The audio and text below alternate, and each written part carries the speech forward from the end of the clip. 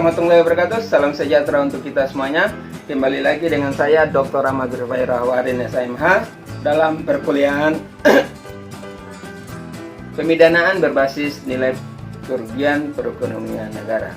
Nah, ini menarik kita kaji karena dalam perkembangan hukum pidana kita sangat erat kaitan dengan perkembangan kajian ilmu pengetahuan, khususnya pengetahuan teknologi terkait dengan kajian terhadap korban. Nah, di sini posisi negara sebagai korban, dan tentu ini yang lagi menarik adalah kita membahas kajian-kajian ini terkait dengan isu yang sekarang lagi up to date, yang terkait dengan kontroversi Perpu nomor 1 tahun 2020. Saudara-saudara sekalian, mari kita berbicara tentang sistem pemidanaan dan dalam perspektif nilai kerugian perekonomian negara. Kita berbicara tentang sistem pemidanaan, tentu saudara-saudara sudah dapat mengikuti perkuliahan yang lalu-lalu, yang dapat saudara-saudara up to date. Saudara-saudara bisa melihat di YouTube ya. Saya mengkaji beberapa materi terkait dengan sistem pemidanaan, baik secara filosofis, teoritis maupun secara implementasi dan kajian-kajian kritis dari saya.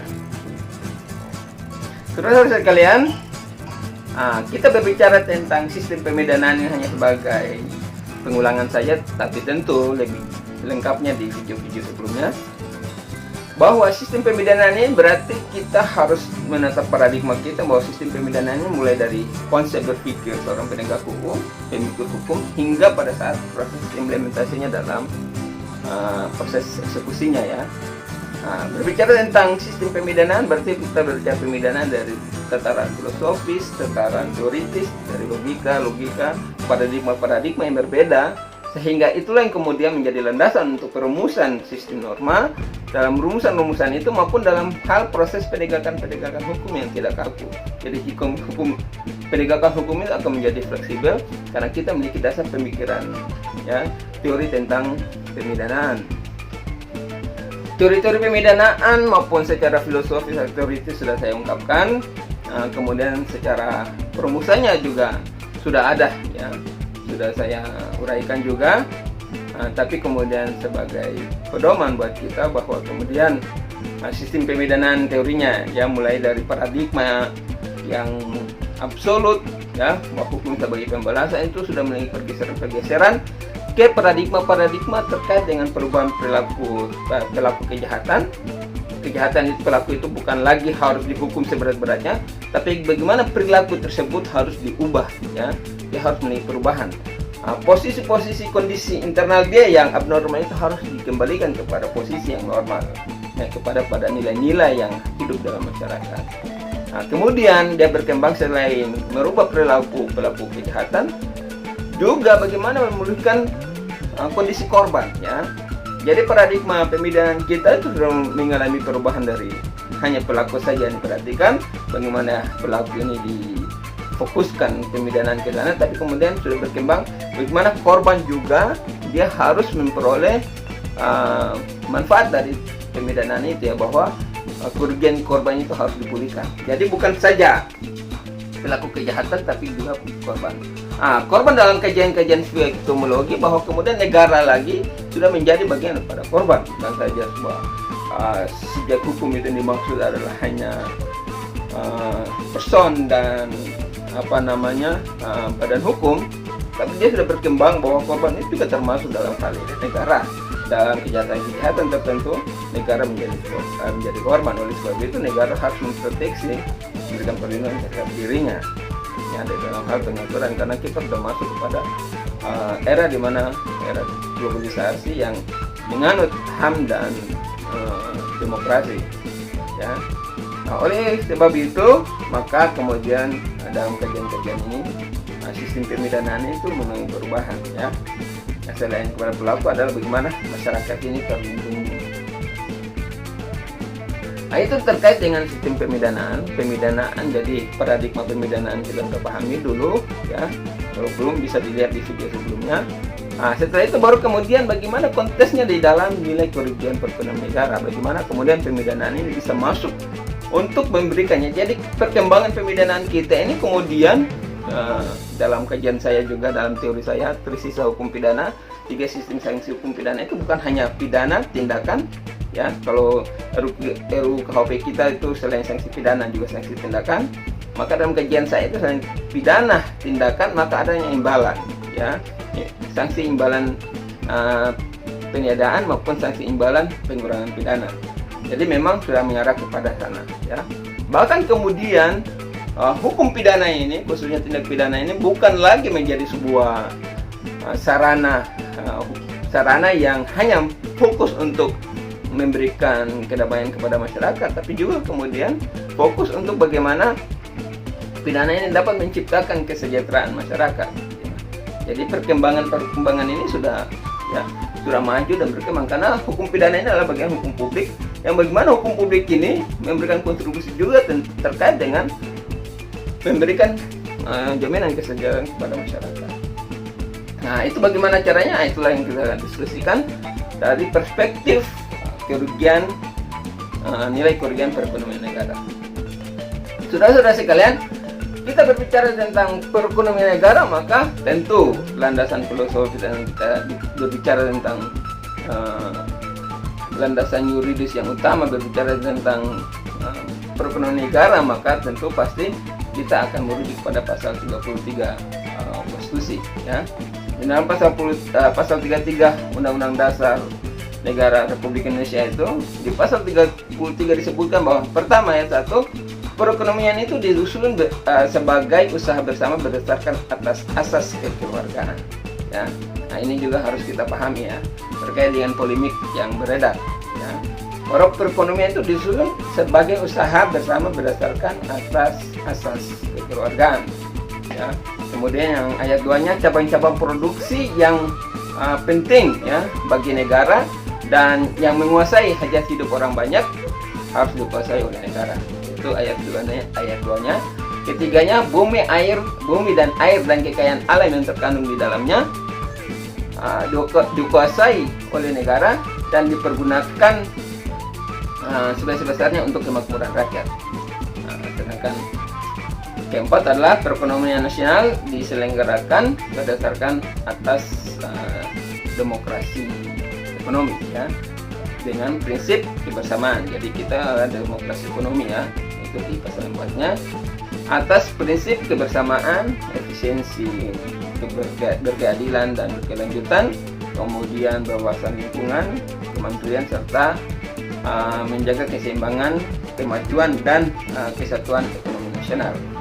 Nah, itu landasan tentang perekonomian negara, ya. Nah, bagaimana kemudian hal tersebut kemudian dirumuskan dalam peraturan perundang-undangan. Jadi amanat konstitusi bahwa landasan yang keempat, landasan tentang perekonomian negara itu kemudian harus dirumuskan di dalam berbagai bentuk peraturan perundang-undangan. Dan salah satu konsep kerugian perekonomian negara dalam perundang-undangan adalah diatur di dalam Undang-Undang Tindak Pidana Korupsi, Undang-Undang 31 tahun 1999, junto Undang-Undang Nomor 20 tahun 2001 tentang pemberantasan tindak pidana korupsi. Nah, di situ kemudian perekonomian negara disusun dari perspektif pemidanaan, ya, dari perspektif pemidanaan. Ya, kemudian di dalam undang-undang tersebut di pasal 2 ayat 1 dirumuskan deliknya, ya, yaitu bahwa setiap orang yang secara melawan hukum melakukan perbuatan memperkaya diri sendiri, orang lain atau korporasi, ya, yang dapat merugikan keuangan negara maupun perekonomian negara, maka dapat dikenakan sanksi pidana, ya. Nah, inilah rumusan delik, ya, yang salah satu unsur terpenting di dalam adalah merugikan keuangan negara atau perekonomian negara. Jadi kerugian keuangan maupun kerugian perekonomian. Jadi sesungguhnya kerugian keuangan itu adalah bagian pada perekonomian, tapi dia lebih spesifik, ya, lebih konkret. Nah, tapi kalau terkait dengan perekonomian negara ini agak sedikit abstrak dan multitafsir, bahkan bisa dikatakan sebagai subjektif, ya, rumusnya yang tidak jelas, ya. Di mana perekonomian negara itu kemudian di dalam penjelasan diuraikan apa yang dimaksud dengan perekonomian negara. Perekonomian negara ini kemudian di dalam undang-undang tersebut, di dalam penjelasannya alinea keempat itu dirumuskan bahwa perekonomian negara adalah kehidupan perekonomian yang disusun sebagai usaha bersama berdasarkan asas kekeluargaan, ya, ataupun usaha secara mandiri yang didasarkan ya pada kebijakan pemerintah, baik pemerintah pusat maupun pemerintah kabupaten kota, ya, pemerintah daerah, nah, di mana harus sesuai dengan peraturan perundang-undangan yang berlaku dengan tujuannya. Jadi perundang-undangan harus sesuai dengan perundang-undangan dengan tujuannya untuk memberikan manfaat, kemudian memberikan kemakmuran dan memberikan kesejahteraan kepada seluruh kehidupan rakyat Indonesia, ya.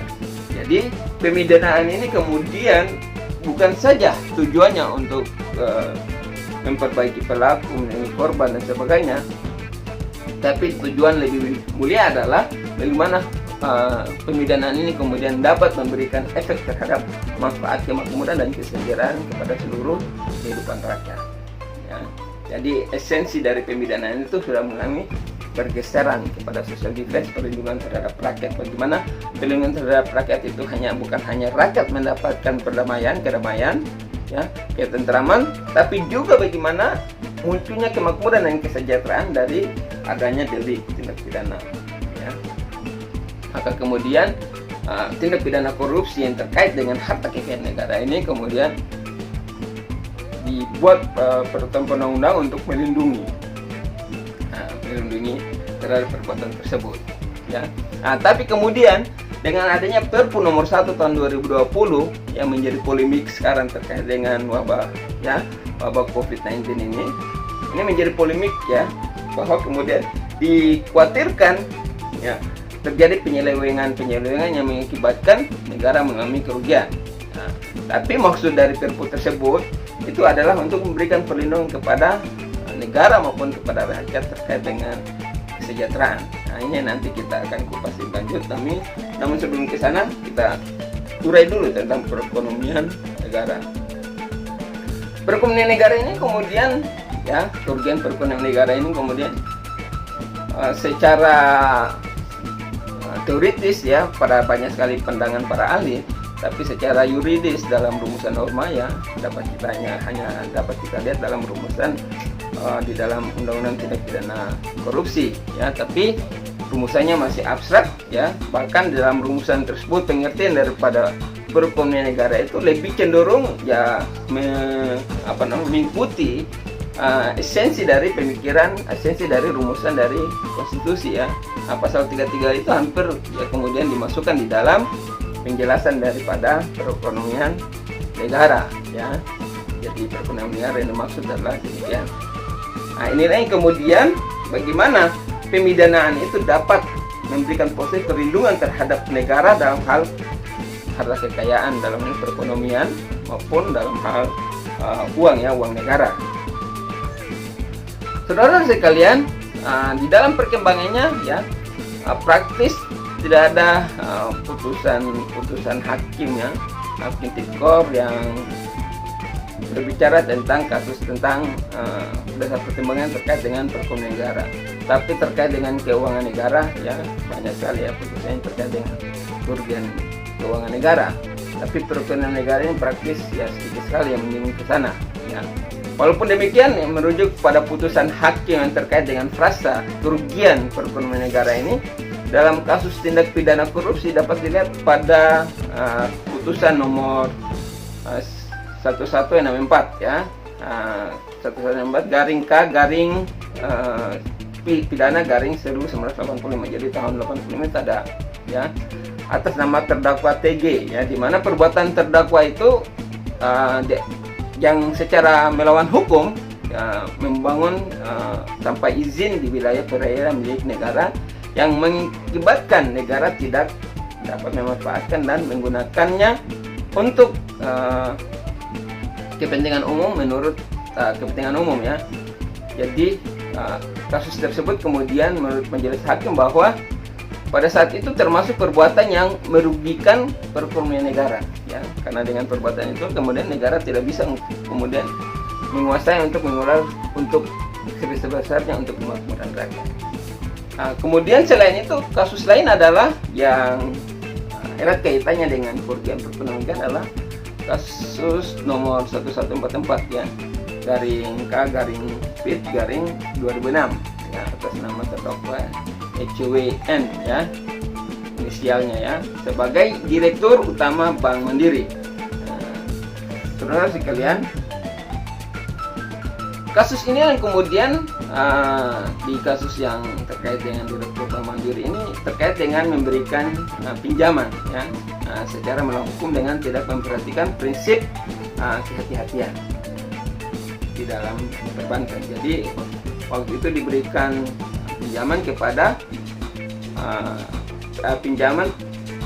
orang yang sebenarnya uang itu bukan untuk dikelola untuk perekonomian ya, dikelola untuk hal-hal yang lebih produktif.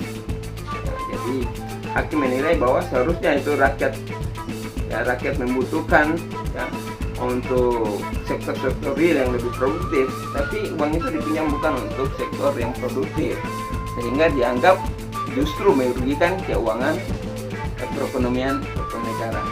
Dua kasus ini yang lebih menyorot kepada kerugian perekonomian negara. Saudara sekalian, oleh sebab itu kemudian dalam putusan-putusan Hakim Tipikor ini praktis hanya berbicara tentang kerugian keuangan negara. Terkait dengan kerugian perekonomian negara ini, praktis hanya ya baru 1-2 saja yang mencoba untuk menyoroti terkait dengan hal tersebut. Jadi di dalam konstitusi inilah yang kemudian memberikan nilai, merumuskan nilai filosofi terkait dengan perekonomian ya. Yang terutama adalah terkait dengan asas kekeluargaan tadi. Nah, asas kekeluargaan kalau kita ingat di dalam ya perusahaan korporasi ini sangat erat ya. Asas utama adalah asas kekeluargaan. Jadi di dalam pemidanaan ini bukan lagi hanya kepada orang untuk ya. Jadi dalam perkembangan itu bagaimana para koruptor ini dapat mengembalikan ya aset-aset negara. Nah, bahkan dalam pemikiran saya bagaimana para koruptor ini kemudian ya tidak perlu lagi dipenjarakan ya, dipidana ya, pidana penjara. Bahkan kemudian ya tindak pidana korupsi ini dirubah menjadi tindak pidana yang menjadikan para pelaku, para terdakwa menjadi piutang negara terhadap para pelaku kriminal, pelaku tindak pidana korupsi. Jadi mereka berhutang kepada negara. Jadi pada saat dia korupsi, maka dia harus mengembalikan uang hasil korupsinya dan ditambahkan dengan utang dia kepada negara. Jadi utang negara terhadap para pelaku tindak pidana korupsi. Jadi selama dia tetap bekerja, berusaha, berbisnis, tapi kemudian yang bersangkutan harus mengganti 2 kali lipat dari apa yang dia berikan dalam bentuk utangnya, piutang antara negara dan para terdakwa. Nah, inilah kita berbicara tentang tindak pidana yang sudah masuk, karena kemudian negara sebagai korban dalam hal ini ya, bahwa uang yang harus dikelola untuk kemakmuran rakyat itu diambil, maka kemudian sistem perekonomian kita harus kemudian sistem pemidanaan kita sudah harus kemudian memberikan proteksi perlindungan terhadap para pelaku yang mengambil ya dengan kewenangan yang dimilikinya, dia mengambil atau merugikan perbuatan-perbuatan yang merugikan perekonomian negara. Ya, termasuk kemudian ya ada misalnya bupati atau wali kota yang memberikan izin ya terkait dengan pemanfaatan hutan, laut dan sebagainya. Namun kemudian dari hasil izin itu ternyata para pengusaha ini hanya memberikan uang suap kepada bupati, tanpa kemudian hasil dari izin itu masyarakat tidak memperoleh atau negara tidak memperoleh secara maksimal. Maka perbuatan-perbuatan itu dapat menjadi perbuatan yang dapat dikatakan merugikan perekonomian negara ya. Yang harus hasil bumi air dan kekayaan alam yang terkandung di dalamnya itu dikuasai negara untuk kemakmuran rakyat, tapi hanya untuk kemampuan segolongan, maka sesungguhnya dalam pandangan hukum maka dia sudah harus masuk dalam perbuatan mengganggu kerugian, merugikan perekonomian negara. Namun dalam perspektif yang lain, bahwa jangan sampai kemudian perbuatan-perbuatan itu kemudian menghambat para investor untuk masuk berinvestasi dalam, menghambat para pengambil kebijakan dalam bupati, wali kota, gubernur, ya, bahkan mungkin pejabat tingkat menteri untuk mengeluarkan kebijakan-kebijakan, mengambil keputusan-keputusan, ya, apalagi dalam kondisi-kondisi seperti sekarang wabah COVID-19 ini, ya, pandemi ini, kemudian pejabat takut untuk mengeluarkan keputusan, ya bisa jadi ya, kemudian ya, kita mengalami kehancuran perekonomian negara kita ya. Nah, oleh sebab itu kemudian pemerintah dalam hal ini untuk mengantisipasi itulah mereka mengeluarkan Perpu ya, Perpu yang menjadi polemik di dalam masyarakat kita, tokoh-tokoh kita. Polemik ini tentu masing-masing pihak memiliki dasar pemikiran maupun dasar filosofis, bahkan dasar teoritis dalam hal mengeluarkan dalam hal menanggapi Perpu tersebut.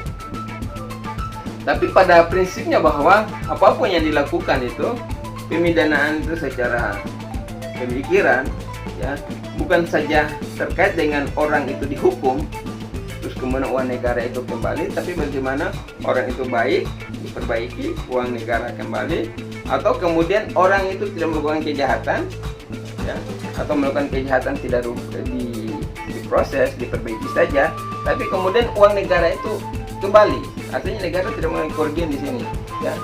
Justru bagaimana negara untung dari proses yang terjadi, ya. Nah, inilah yang kemudian dari perspektif hukum pidana bukan lagi semangat untuk bagaimana ya, bahkan sangat bersemangat orang para koruptor harus dihukum mati. Nah, ini juga semangat tingkat tinggi ya. Nah, kalau hukum mati ini di dalam undang-undang tersebut ya, di pasal 2 ayat 1 itu kemudian dalam kondisi-kondisi ya mendesak seperti wabah COVID-19 sekarang ini, kemudian ada korupsi, maka itulah perbuatan yang dapat dipidana mati, ya. Tapi perbuatan pidana mati tersebut, ya, kemudian dalam proses eksekusinya memang ada tahapan yang panjang ya. Tapi semangat dalam hal untuk mengembalikan uang negara tadi. Nah, tapi di sini kemudian pemidanaan itu bukan lagi menatap seperti itu ya, paradigmanya. Jadi paradigmanya bahwa pemidanaan itu kemudian melihat ke depan ya, masa depan, berancam masa depan. Jadi hukum pidana itu nantinya hanya sebagai sebuah sarana perhiasan ya, sarana kontrol kepada masyarakat untuk masyarakat itu kemudian bagi rakyat maupun bagi penyelenggara negara ya, dalam hal ini yang memiliki kewenangan untuk mengelola keuangan negara itu ya, atau kewenangan untuk mengelola negara ini tidak sewenang-wenang ya, andaikan dia sewenang-wenang negara tidak terlalu merugi ya. Nah, inilah kemudian di dalam Perpu nomor 1 2020 ini menjadi polemik ya. Tetapi di dalam budaya bangsa Indonesia itu, kalau kita lihat dalam proses di dalam isi dari Perpu tersebut, bahwa sesungguhnya dia mencerminkan terkait dengan budaya bangsa Indonesia ya, yang mana budaya bangsa Indonesia itu di situ ada nilai-nilai kearifan lokal, di mana kebijaksanaan itu muncul dari para pemilik kewenangan tadi ya. Mereka dalam kondisi-kondisi tertentu harus dengan kebijaksanaannya, kearifannya, dia harus mengambil keputusan, dan keputusan itu semata-mata untuk kepentingan bangsa dan negara dan kepentingan rakyat ya. Nah, tapi ini buat catatan, ada orang-orang tertentu yang memang dalam kondisi ya, pemikirannya, karakternya itu memang orang-orang yang memang berkarakter jahat ya, sehingga apapun substansi hukum yang dibuat untuk menutup lubang kejahatan ya, karena karakternya penjahat, ada saja modus operandi baru yang diciptakan untuk kemudian menjadi penjahat ya, dia untuk kemudian korupsi. Nah ini yang kemudian dikhawatirkan dari kelompok lain, bahwa itu peluang untuk orang kemudian korupsi besar-besaran ya. Dari perspektif yang lain adalah untuk memudahkan kita untuk mengatasi ya, para pejabat itu mudah untuk mengambil keputusan dan mudah untuk kemudian beradaptasi dengan kondisi perekonomian global maupun secara nasional, karena dampak dari wabah ini memang sudah terasa ya di dalam masyarakat. Bahkan sudah muncul para kriminal ya, kriminal kejahatan yang mulai meningkat ya, dengan adanya sulit dalam hal kehidupan sekarang ya, akhirnya kemudian mereka muncul untuk menjadi pelaku kriminal dengan kondisi yang terdesak. Oleh sebab itu kemudian harus ada kebijakan-kebijakan yang memang praktis, tepat ya, tidak formalistik, tidak legalistik, tapi kemudian dia harus berdasarkan dia mengalir, hukum itu harus mengalir ya, dia tidak kemudian dia harus cair ya. Ini menurut pemikiran jadi Charles Taylor ya, bahwa hukum itu harus dia mengalir ya, dia cair, dia harus sesuai ya, sesuai dengan kondisi masyarakat ya, harus menyesuaikan. Saudara-saudara sekalian, pemidanan ini kemudian di dalam Perpu tersebut ditolak ya. Padahal jangan kita khawatirkan ya. Jadi itu bisa dibawa ke ranah pengadilan, di mana bahwa di dalam undang-undang kehakiman itu diberikan leluasa kepada hakim untuk kemudian dapat menerjemahkan, menafsirkan tentang perekonomian negara ini. Jadi sesungguhnya rumusan-rumusan itu ya, pada saat tahap penegakan hukumnya masih ada hakim yang dapat menerjemahkan, dan kemudian dia dapat di dalam kewenangannya dia dapat menguraikan ya, memberikan definisi ya, lebih spesifik, lebih konkret terhadap kasus yang dia tangani ya. Jadi sebenarnya walaupun di dalam definisinya masih kurang jelas ya, belum spesifik, lebih abstrak ya, lebih abstrak di dalam penjelasan undang-undang tindak korupsi tersebut. Tapi di dalam kewenangan hakim sebetulnya hakim dapat menafsirkan karena memang perintah undang-undang 48 demikian ya, undang-undang tentang kehakiman. Jadi dia memberikan tahun 2009 itu memberikan kewenangan kepada hakim untuk hakim dapat memberikan terjemahan.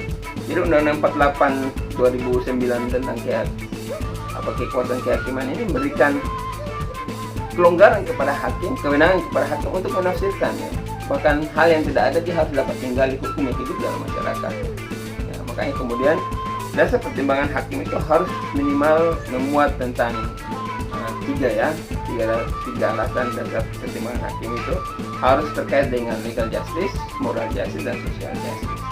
Nah, di sini yang kemudian nilai hakim untuk dalam kasus-kasus tertentu dia dapat menerjemahkan terkait juga dengan nilai kerugian perekonomian negara. Jadi pemidanan dalam konteks pemikiran, dalam konteks perumusan, dan dalam konteks penegakan hukum dia sinkron sebenarnya ya, karena kita masih memberikan peluang kepada hakim untuk menafsirkan. Nah itulah sistem pemidanan dalam konteks kerugian nilai perekonomian. Nah, di dalam perkembangan ini kemudian dalam paradigma ya, paradigma masyarakat kita yang umumnya ya, apalagi kalau dia sudah menjadi kelompok oposisi dari pemerintah terkait dengan Perpu nomor 1 ini, pasti dia kemudian lebih cenderung untuk menolak ya. Dia menggunakan paradigma terkait dengan bahwa hukum itu harus adanya kepastian, lebih pada legalistik ya, harus ada kepastian hukum di dalam hal pengelolaan keuangan negara ya, dan perekonomian negara. Kalau kemudian Perpu itu memberikan ya kelonggaran, bahkan ya tidak dapat dipidana, diperdata, kasus perdata maupun diperjuangkan, inilah suatu paradigma yang berbeda ya, dari aliran pemikiran yang berbeda ini. Kita lebih pada pemikiran progresif ya. Jadi ini kita sudah masuk pada pemikiran progresif. Tapi kalau Cuma satu kritikan, apakah kemudian penegak hukum kita ini sudah siap ya, karakteristiknya, budayanya, apakah dia siap dengan pemikiran progresif ini. Nah, jangan sampai kemudian dengan kondisi ini peluang dia untuk kemudian dapat untuk korupsi besar-besarannya, karena apa-apa yang dilakukannya tidak dapat dipidana untuk terkait dengan penanganan COVID ini. Nah, ini sangat berbahaya sebenarnya dari perspektif ya legalistik, karena tidak ada kepastian hukum di dalamnya, orang akan sewenang-wenang. Jadi kalau kita lihat di Perpu ini lebih pada pemikiran utilitarianisme ya, utilitis ya, bagaimana hukum itu dapat memberikan manfaat. Jadi Perpu ini, apakah Perpu ini dapat memberikan manfaat kepada para penegak hukum, manfaat kepada rakyat dengan keputusan-keputusan yang progresif, yang cepat, yang reaktif. Nah, inilah yang dua pemikiran yang berbeda, yang tentu akan menjadi pro kontra dan perdebatan di dalam masyarakat kita. Ya. Dan dua-dua itu memiliki landasan filosofi dan pemikiran yang benar. Nah, cuma sekarang siapa yang kemudian lebih dominan ya untuk menang di Mahkamah Konstitusi ini, pasti di judicial review ya, untuk uji materi di Mahkamah Konstitusi. Tinggal argumen mana yang lebih kuat dalam hal untuk kasus ini. Jadi Perpu nomor 1 2020 ini tentang kebijakan keuangan negara dan stabilitas sistem keuangan untuk penanganan pandemi ya, COVID-19 ya, dan atau dalam rangka menghadapi ancaman yang membahayakan perekonomian nasional dan atau stabilitas sistem keuangan. Jadi dia memang mencoba untuk memproteksi ya. Jadi hukum ini harus hadir untuk mengatasi ya, yang memproteksi kerugian terhadap perekonomian negara, memproteksi negara dalam kondisi berbahaya ya. Jadi Perpu ini kemudian sudah disahkan, disetujui oleh DPR dan akan diberlakukan sebagai undang-undang. Jadi memang dia lebih progresif menurut pandangan saya ya, Perpu ini. Jadi walaupun banyak yang menolak karena ini lebih pada ya perbuatan-perbuatan yang tidak sesuai dengan menurut pandangan mereka negara hukumnya, berdasarkan prinsip negara hukum. Tapi apa yang dilakukan ini sebenarnya sudah berdasarkan negara hukum, karena dikeluarkan ya oleh yang berwenang. Tentu dengan paradigma yang berbeda. Kalau paradigma legalistik ya tentu akan pasti menolak ya, karena tidak ada diberikan kepastian hukum terkait dengan pemberantasan korupsi. Tapi dia memberikan kepastian hukum terhadap pejabat untuk mengambil tindakan-tindakan pengawasan negara dalam hal pemberantasan korupsi. Oke ya, bisa juga dapat diperdebatkan bahwa tidak memberikan, tapi juga di dalam Perpu tersebut itu bahwa tindakan itu harus dilakukan berdasarkan itikat baik. Jadi apabila ada itikat buruk, maka itu sebenarnya dapat dipidana karena dia hanya membatasi pada itikat baik. Jadi kalau dia mengambil kebijakan untuk itikat buruk, maka berlakulah pasal ya tindak pidana korupsi tadi. Jadi jangan juga kita berpikir hukum itu dari perspektif yang singkat atau perspektif yang sepanggal aja, tapi kita harus berpikir dari perspektif yang lurus ya. Jadi Perpu tersebut dia justru ya memberikan batasan. Tapi walaupun demikian, di dalam Perpu tersebut juga memberikan sanksi pidana ya.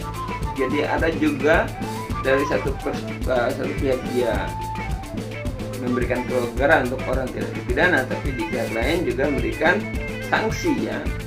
Itu diatur dalam bab 4 ya. Bab 4 itu di pasal 26 itu dia mengatur tentang sanksi. Nah, sanksi yang diatur adalah setiap orang yang dengan sengaja mengabaikan ya, tidak memenuhi, tidak melaksanakan atau menghambat pelaksanaan kewenangan otoritas jasa keuangan. Jadi orang yang menghambat, kemudian orang yang tidak melaksanakan, sengaja mengabaikan, tidak memenuhi, dari menghambat pelaksanaan dari kewenangan otoritas jasa keuangan, maka yang bersangkutan dapat dipidana. Yaitu paling penjara yang paling singkat 4 tahun dan denda 10 miliar rupiah ya, atau pidana penjara paling lama 12 tahun. Dan pidana denda paling banyak 300 miliar rupiah. Jadi memang dendanya besar sekali ya. Apalagi dia itu apabila dilakukan oleh korporasi, maka korporasi tersebut juga akan mendapatkan ya denda ya sampai 1 triliun. Lebih lagi sudah masuk pada triliun. Jadi kebijakan kewenangan dari OJK ya, atas jasa keuangan ini kemudian dijelaskan bahwa yang dilanggar itulah terkait dengan kewenangan dan pelaksanaan kebijakan oleh otoritas jasa keuangan tersebut. Ya. Yang pertama itu terkait dengan satu, untuk mendukung pelaksanaan kewenangan KSSK ya, dalam rangka penanganan permasalahan stabilitas sistem keuangan. Jadi untuk upaya menstabilitaskan keuangan negara ya, perekonomian negara, maka diberikan kewenangan untuk para pejabat yang terkait dengan masalah perekonomian keuangan negara ini dapat mengambil tindakan-tindakan cepat, tindakan cerdas ya, untuk menyelamatkan negara ya, sampai kemudian negara bangkrut. Jadi lebih progresif ya, dia progresif untuk kemudian negara ini tidak ya, dengan wabah ini negara ini tidak bangkrut, apalagi dengan melemahnya rupiah, jangan sampai kemudian kita menjadi negara gagal karena dengan adanya, apalagi dampak ya, kita tidak tahu kapan ini berakhirnya. Andaikan dia berakhir, kapan pulihnya perekonomian negara kita. Nah, inilah yang dibutuhkan dari pemerintah dengan tindakan-tindakan progresif. Nah, namun dengan pengalaman yang mungkin ini Sri Mulyani juga ya, trauma ya dengan kasus Senturi ya, itu kan kasus di mana satu perspektif menyelamatkan perekonomian negara, tapi di perspektif lain ya, kasus tindak pidana korupsi yang sampai sekarang itu menjadi teror untuk pejabat sebelumnya ya, di pemerintahan presiden sebelumnya. Nah, inilah kemudian teror ini yang mau diatasi oleh pemerintahan sekarang dengan di dalam bab penutup itu dia memberikan batasan ya, batasan kepada di dalam pejabat dalam mengambil keputusan itu untuk tidak dapat pidana. Perpu tersebut memberikan imunitas kekebalan hukum kepada para pejabat negara yang terlibat dalam proses penyelamatan krisis ya, penyelamatan perekonomian negara untuk mengatasi krisis ekonomi, maka mereka ini tidak dapat dituntut secara perdata maupun pidana ya. Bahkan putusan-putusan yang dikeluarkan, misalnya ada yang dipecat ya karena kemudian kurang cekatan, atau ya mungkin dibalik itu dia melakukan perbuatan mungkin lawan politik, dipecat dengan surat keputusan bupati atau wali kota, itu tidak dapat kemudian menjadi objek dari petuen. Nah, ini kan memang suatu rumusan hukum yang memang luar biasa ya, memberikan kekebalan kepada orang sehingga memang lebih kuat kecenderungan kepada perbuatan-perbuatan anti korupsi nih, ya. Karena dia pertama tidak bisa masuk tindak pidana korupsi karena uang yang dikeluarkan untuk proses pemulihan perekonomian negara itu bukan termasuk dalam kerugian negara ya. Yang kedua, dia tidak dapat dituntut secara pidana maupun perdata apabila yang dia lakukan itu ada unsur itikat baik ya. Jadi kalau ada itikat baik maka tidak dapat dipidanakan ya, dituntut pidana maupun dituntut perdata. Suatu rumusan yang memang luar biasa ya. Kita lihat juga pandemi ini ya, dengan kasus ini sebenarnya belum ya, menutup ya, kekurangan pemerintah yang tidak bisa, rupiah yang melemah terhadap dolar ya. Terus dengan upaya-upaya ini untuk menutup kekurangan tersebut, jadi di sini kemudian pemidanaannya ini kita kembali lagi dari perspektif filosofis ya. Apakah kemudian pemidanaan ini ya, tujuan memang untuk melindungi masyarakat ya dari terjadinya negara gagal atau negara tidak dapat pemerintah tidak dapat untuk mengamankan perekonomian negara. Tapi di perspektif lain di dalam rumusan tersebut ya, dia tidak bisa dipidana korupsi karena perbuatan itu bukan kerugian keuangan negara ya. Kemudian yang kedua adalah perbuatan tersebut tidak dapat dituntut pidana maupun perdata. Nah, orang sudah bisa ada upaya hukum lain. Kemudian putusan-putusan yang dikeluarkan tidak dapat menjadi objek dari PT-UN. Ini memang benar-benar kekebalan hukum yang diberikan ya dalam hal kondisi wabah ini. Tapi menurut pandangan saya memang ya dari perspektif lain bagaimana hukum itu dapat progresif dan memberikan proteksi ya progresif, memberikan proteksi terhadap pejabat untuk leluasa ambil keputusan dengan cepat. Tapi apabila kemudian uang itu sudah diambil terus kemudian negara tidak keluar dari krisis, nah ini bagaimana ya? Kan itu diharapkan untuk kemudian tindakan-tindakan itu dapat menyelamatkan negara ya. Oke, kalau dia menyelamatkan negara dari krisis, tapi andaikan tidak ya, dia sudah mengeluarkan uang di foya-foya dipakai terus kemudian negara tambah krisis, ini gimana ya? Maka ini kemudian dipertanyakan uang itu dipakai untuk apa sebenarnya? Apakah dikorupsi atau memang sudah disalurkan ya? Nah, di sini hukum memberikan proteksi ya, karena ini kan terbaru menyampingkan semua undang-undang ya, kecuali kemudian di judicial review.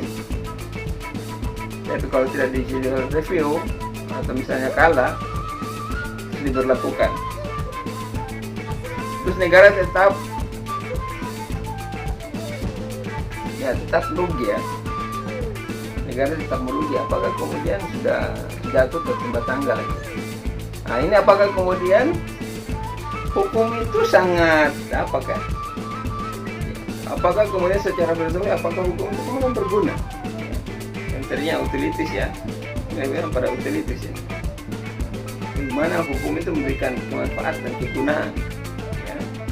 Jadi upaya untuk melindungi padanya adalah upaya untuk memberikan manfaat ya, bagaimana negara tidak gagal, bagaimana krisis yang teratasi dan masyarakat kembali kepada kehidupan yang baik, sejahtera ya, minimal tidak banyak PHK dan macam-macam.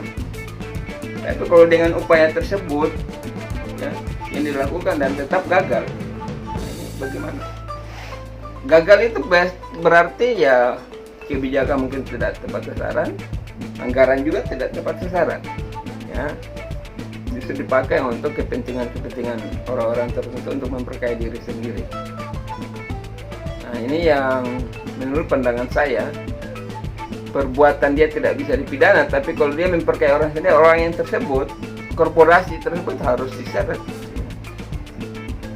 Jadi dia menunggu pejabat yang ambil keputusan, tapi orang dari hasil keputusan itu ya kalau pandangan saya berarti dapat dikenakan tindak pidana. Tapi yang mengambil keputusan tersebut tidak ya, orang yang melaksanakan keputusan itu yang dapat dikenakan pidana ya, terkait dengan misalnya korporasi ya, bank-bank ya, yang kemudian misalnya contoh kasus Bank Senturi ya. Tapi pandangan saya memang sangat riskan ya, dengan adanya Perpu ini, karena memang yang memberikan kekebalan sekali ya. Dan itu kemudian orang praktik sewenang-wenang ya, dia uang negara dia korupsi habis-habisan. Korupsi tidak bisa atau yang korupsi dia selewengkan, tidak dapat dituntut ya, karena rumusan itikat baik ini teorinya kan terjemahannya nanti penafsiran lagi, jadi tidak konkret ini itikat baik ya, karena perspektif yang mengambil kebijakan dan yang mendapat dampak dari kebijakan itu, perspektif dan etikat baik itu berbeda-beda. Kalau kebijakan itu memberikan dampak baik kepada dia, maka pasti itu etikat baik ya. Tapi kalau memberikan dampak buruk, misalnya besok kemudian gagal ya, ini kan orang akan bertanya bahwa kebijakan itu mengandung unsur etikat buruk. Tapi kalau berhasil, pasti bilang itu mengandung unsur etikat baik. Sehingga pemikiran saya terkait dengan Perpu ini ya, dari perspektif pemidanaan, bahwa dia dapat diterima sebagai suatu kebijakan kriminal yang dapat memberikan upaya dalam hal penyelamatan keuangan negara. Ini kan terkait dengan negara sebagai pelaku maupun negara sebagai korban. Oleh sebab itu, bagaimana caranya untuk kemudian ke depan negara ini tidak jadi korban? Maka kemudian kebijakan kriminalnya demikian. Tapi kemudian dalam hal apabila ke depannya apa yang dilakukan ini terjadi ya, tidak efektif, maka ya bisa jadi presiden segera mengeluarkan Perpu lagi untuk merevisi terkait dengan kebijakan yang ada. Karena menurut Tudar ya, harus dilakukan rehabilitasi hukum. Jadi hukum yang dilakukan ya rehabilitasi ini dari dogma ke utilities, maka bisa juga dibuka dari utilities ke dogma lagi, ya, dirubah ya. Jadi bagaimana hukum itu dapat hadir untuk menyelesaikan permasalahan? Kalau tidak dapat menyelesaikan masalah, maka dilakukan rehabilitasi dari hukum formal ke material. Kalau misalnya dari formal ke material tidak bisa, maka dari material ke formal lagi. Ya, jadi ini dilakukan dalam hal untuk mencari formulasi yang tepat untuk mencegah negara gagal, mencegah tentang krisis ekonomi. Jadi hukum itu memang benar-benar hadir untuk mengatasi permasalahan perekonomian negara kita. Dalam hal ini tindak pidana. Jadi kalau pandangan saya lebih ya cenderung nanti kita lihat dari proses kebijakannya nanti.